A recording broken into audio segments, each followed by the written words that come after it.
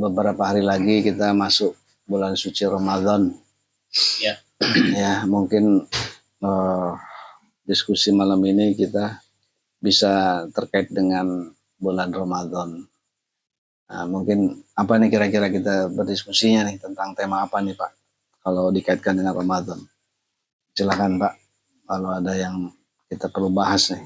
Ya. Assalamualaikum warahmatullahi wabarakatuh. Waalaikumsalam warahmatullahi wabarakatuh. Karena ini kita menjelang mau memasuki bulan Ramadan, berarti mungkin temanya yang berhubungan dengan puasa ya. Puasa, ya. Dengan saum. Nah, saya jadi teringat ada satu hadis yang populer yang sudah dikenal banyak oleh orang-orang yang mengatakan isinya bahwa puasa itu adalah untukku. Maksudnya dalam artian Tuhan berfirman bahwa puasa itu akulah yang langsung menilainya. Karena puasa itu adalah untukku. Nah ini maknanya apa kira-kira? Atau ya seperti apalah yang bisa kita bahas? Iya memang itu hadis Rasulullah ya, populer ya di tengah masyarakat kita, bahwa kita diperintahkan melaksanakan kewajiban berpuasa di bulan Ramadan yang tujuannya adalah itu hanya untukku, kata Allah ya. Berbeda dengan perintah sholat itu untuk kita ya. Sedekah yang kita lakukan, entah itu infak ya kan, amal jariah apapun sifatnya itu untuk kita. Bahkan haji pun untuk kita, tetapi khusus puasa ya, berpuasa saum itu untukku, kata Allah. Nah, bahkan di situ kriterianya langsung Allah yang menilai kualitas ibadah puasa kita. Lalu bagaimana memahami makna di sini ya kan? Jika puasa untuk Allah, maka di posisi kita ini menjadi kriteria yang sangat tinggi ya kan. Kalau puasa buat kita mungkin masing-masing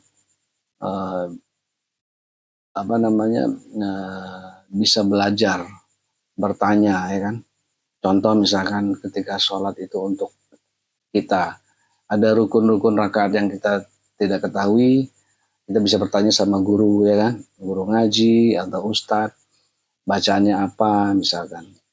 Sehingga ketika kita melaksanakan sholat itu kurang lebihnya itu bisa dimaafkan ya kan, sepanjang rakaat-rakaatnya sesuai dengan rukun-rukunnya gitu ya. Nah, dan itu diulang-ulang juga ya kan, artinya dari situ kita bisa merasakan kualitas ibadah sholat. Tapi berbeda dengan puasa.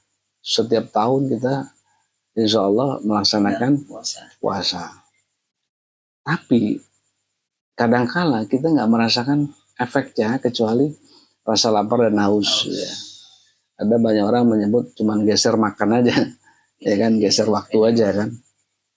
Nah, makanya di situ kemudian kriterianya tinggi tuh, karena untukku, berarti kan ini kualitasnya menurut ukuran Allah.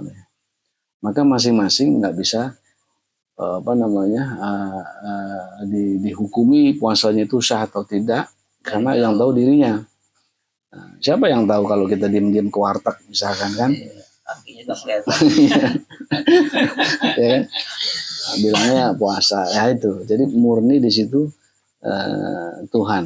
Nah, sebetulnya ini semacam, kalau mungkin ya, kalau kita ibaratkan ini semacam tes yang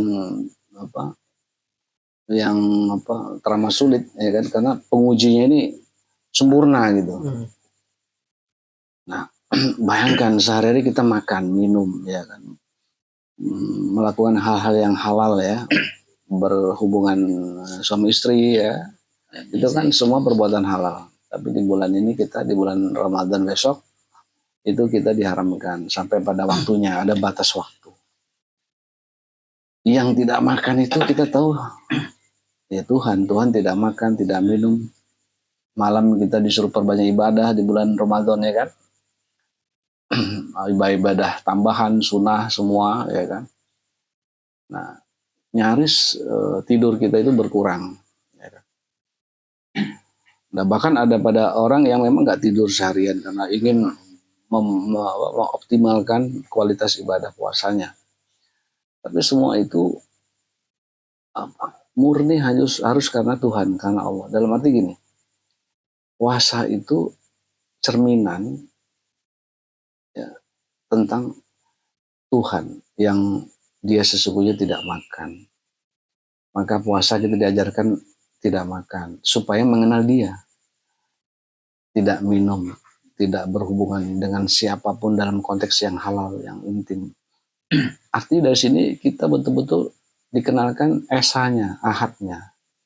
Kita punya istri, kita nggak bisa gauli di hari-hari yang sedang kita puasa. Supaya kita itu menjadi diri yang bayangan sempurnanya Tuhan sebagai manifestasi yang dirinya Tuhan. Harapannya adalah kita mengenal keesaannya, bahwa dia tidak minum, ya, tidak makan, ya, terjaga. Nah, selama ini 11 bulan kita lalai dari perbuatan semacam itu. Jadi konsep tidak makan beberapa jam itu efek ke tubuh ada, bagus, sehat. Ya. Artinya tubuh itu punya punya kekuatan yang nggak bisa kita bayangkan. Yang tadinya nggak kuat bisa kuat, ya kan? Nggak makan, nggak minum dan seterusnya.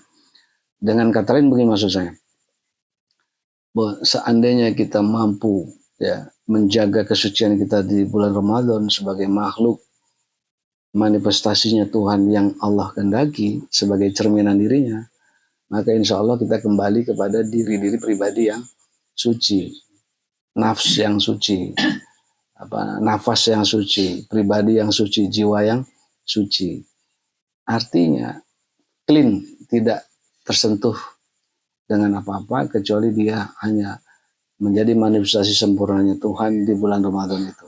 Paling tidak 11 bulan ke depan itu punya efek bahwa kita yang halal saja kita bisa kita tidak sentuh, ya kan. Nah, jadi mustahil haram bisa kita sentuh. Kurang lebih seperti itu, Pak.